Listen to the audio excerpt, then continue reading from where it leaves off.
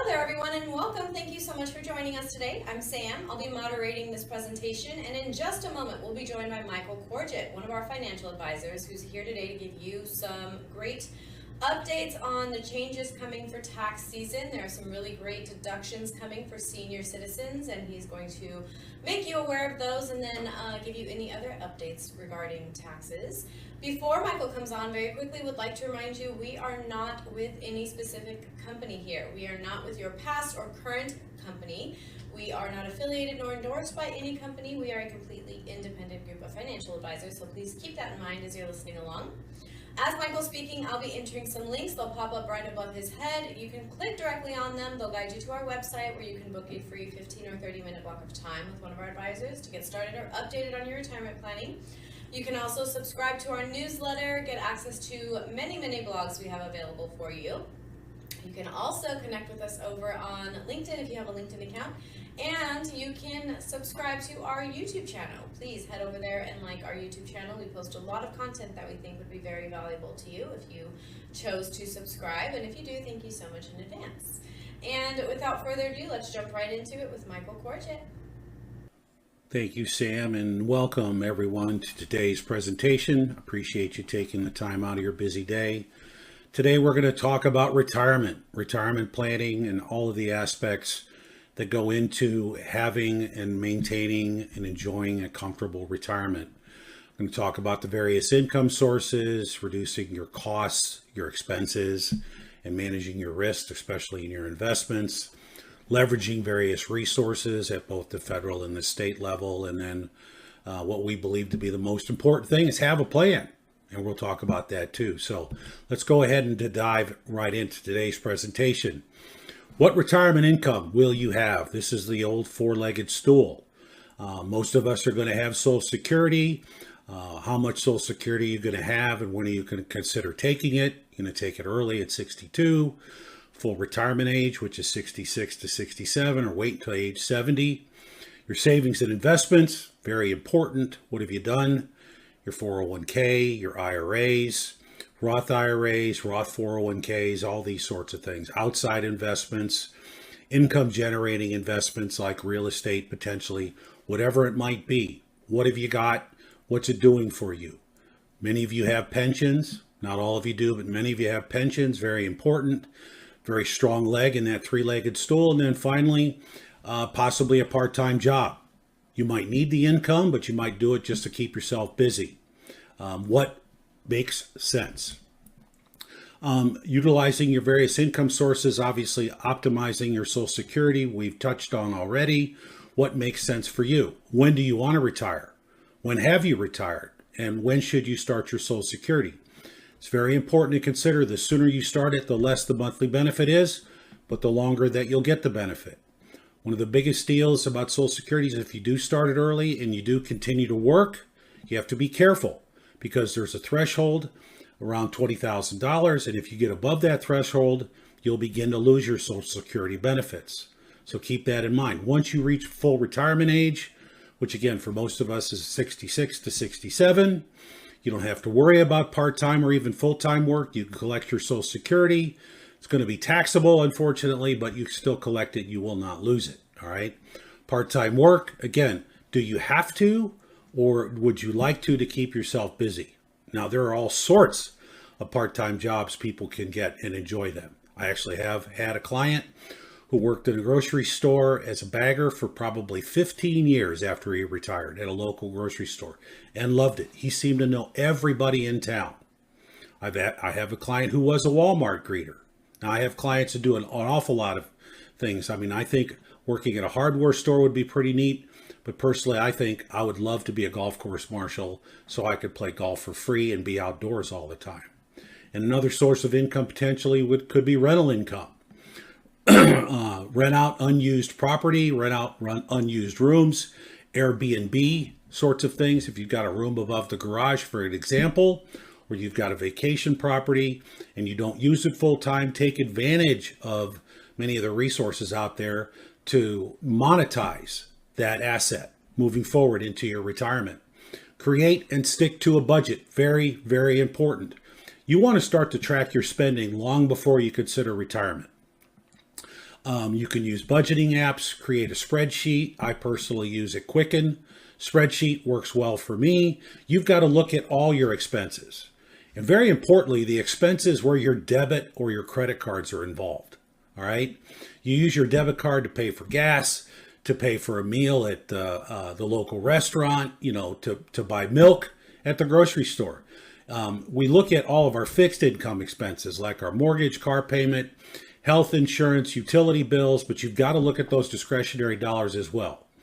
Find out what's important and focus on those expenses, and definitely cut the unnecessary costs. All right. I like to use an example I worked with recently. Client had $7,000 a month in retirement income sources, and they said they only had $4,000 in expenses. So they had a big potential gap, so they could use that money for travel or whatever.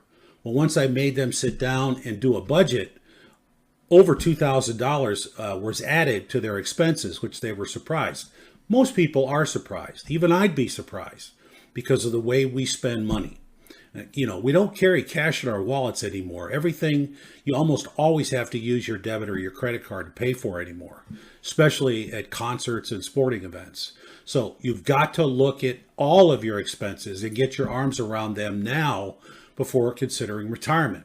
Taking advantage of various tax benefits, senior tax credits.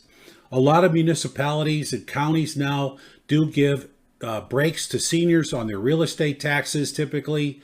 You can explore credits like medical expense deductions for seniors as well. Making tax efficient withdrawals are very important. We'll talk about the 3 buckets of money, but taking money from your Roth IRA or your Roth 401k, which is a tax-free withdrawal, is one of those buckets, and you can equal or level these things out to do this smartly. And then state benefits. Just do your research. Go to the unemployment office. All right. Just get on Google, and artificial intelligence, whether it's one of the majors, whether it's Microsoft Copilot or ChatGPT or Google's Gemini. I'm not saying anyone is better than any other, but I'll tell you what, when you plug in a question or questions, you will get a lot of good information. I like to call AI searches like giant Google searches, but it is pretty cool.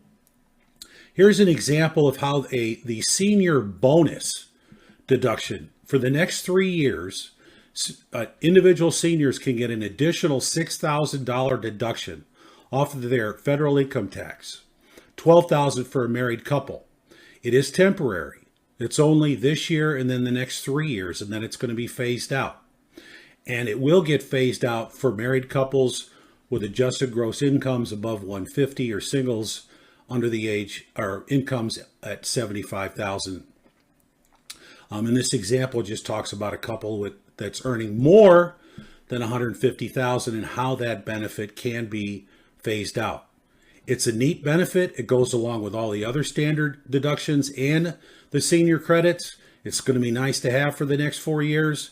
Factor that into your overall plan right now, especially for those of you that are retired. Again, here's that example I just mentioned. I kind of got ahead of myself, but just keep that in mind. You can have an income above 150 as a married couple, but that benefit, that one new benefit, will get phased out. Diversifying your buckets of money. First, you want to create all three. You want to have a taxable bucket with taxable investments that are liquid, they're easier to access, like brokerage accounts, savings accounts, CDs, money market funds, these sorts of things. That's bucket number one. Bucket number two is all your tax deferred investments, like your IRA, your 401k, SEPs, so on and so forth. You've made tax deductible contributions, but withdrawals are going to be taxable at the federal and the state level. All right. And there will be forced withdrawals if you're not making enough of them as early as age 73, and for most of us age 75, which is the RMD age.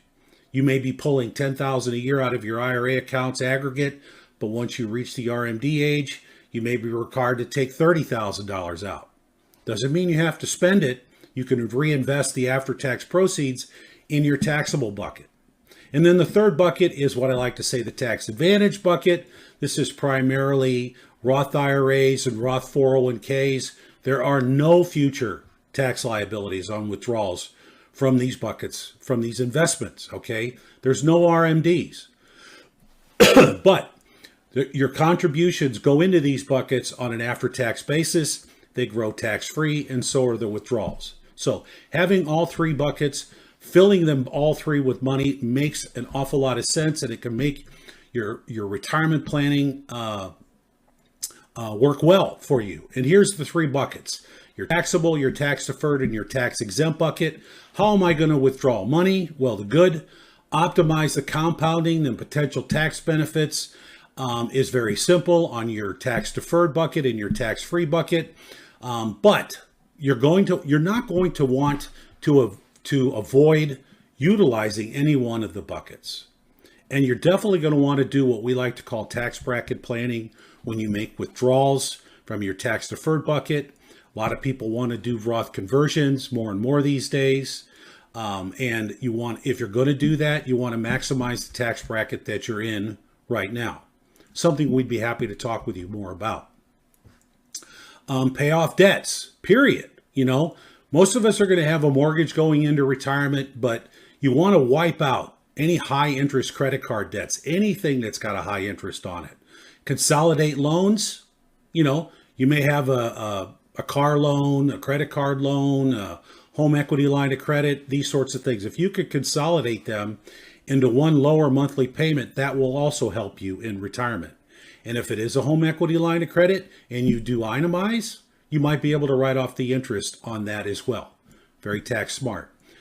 And avoid new debt. In many cases, this is hard. I've got client after client after client who goes into retirement. Hey, I'm going to buy a car now. I'm going to get myself a new truck now and go into retirement with a new vehicle. Keep in mind that your retirement could be 20, 25, or 30 years. So this will more than likely not be the last vehicle that you get. But if you could pay it off quickly, take care of it, and drive the wheels off of it, that will benefit you in your retirement. Because the average car payment, from what I understand, is close to $1,000 a month these days. Tell you what, that is ridiculous. So manage your health care costs.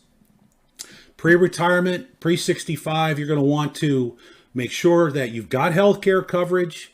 What's it going to cost you?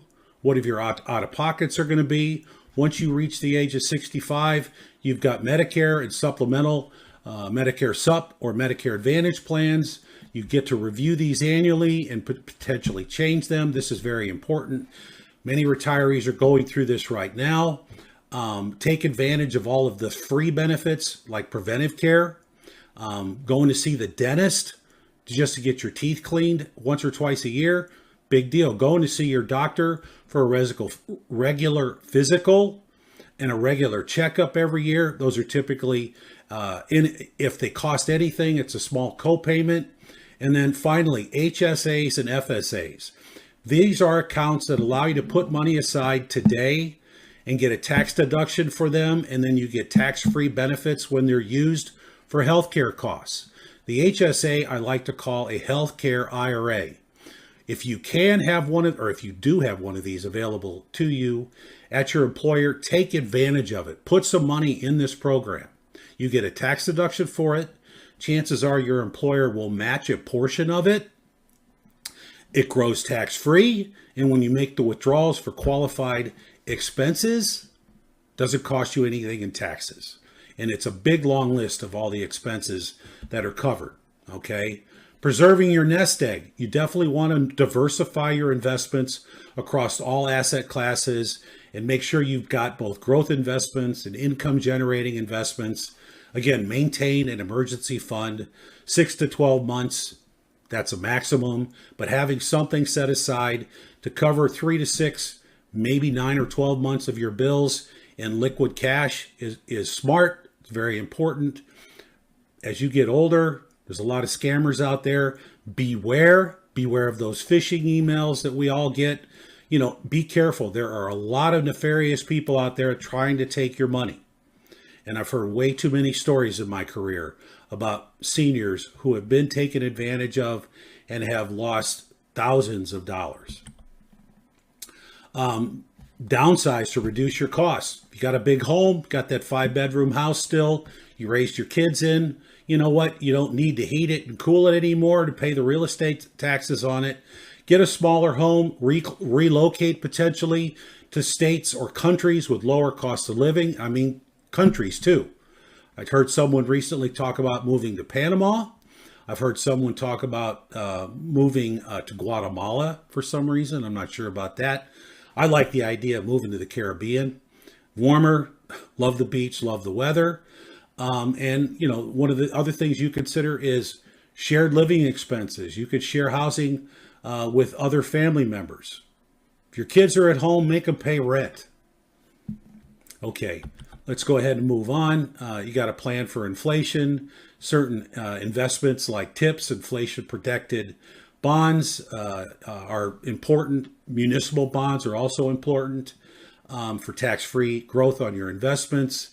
Adjust your spending annually and account for inflation. When we do plans, we do factor inflation in, minimally around 2.5%, which is probably where inflation is going to be for the rest of our lives. Let's hope it doesn't get back to 9% like it was a few years ago. And finally, stay flexible and be prepared to make changes. It's a key. You got to keep all of that in mind. There are states that do not have a state income tax, and those are all the states that are white.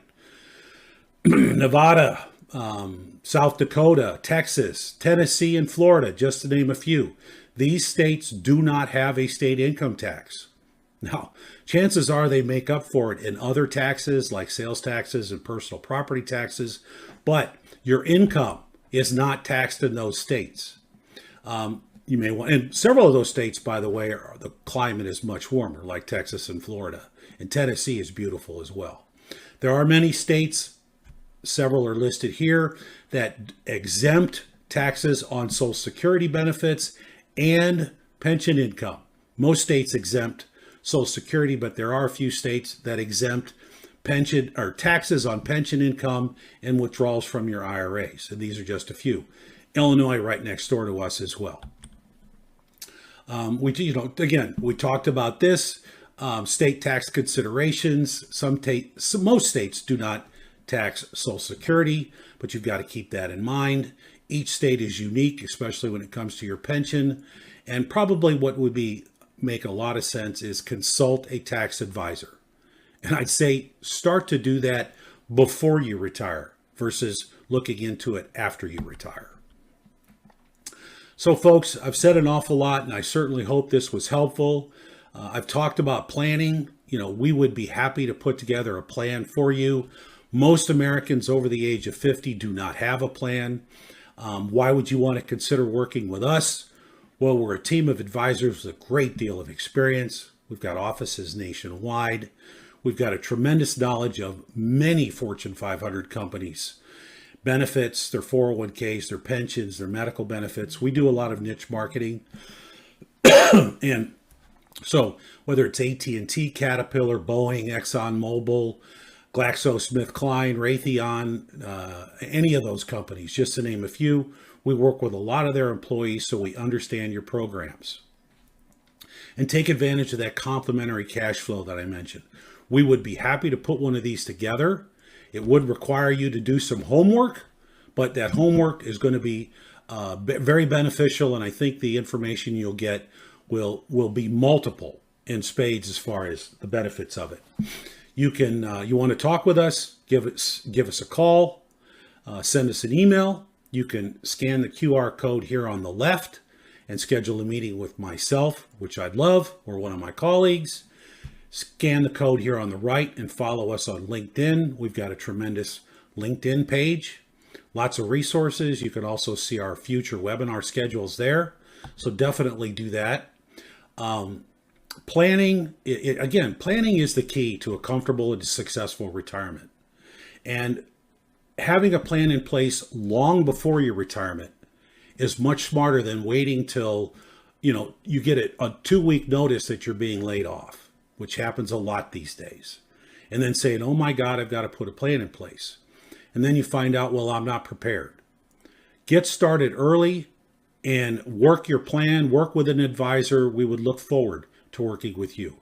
I really appreciate all your time today. Have a great day and thank you.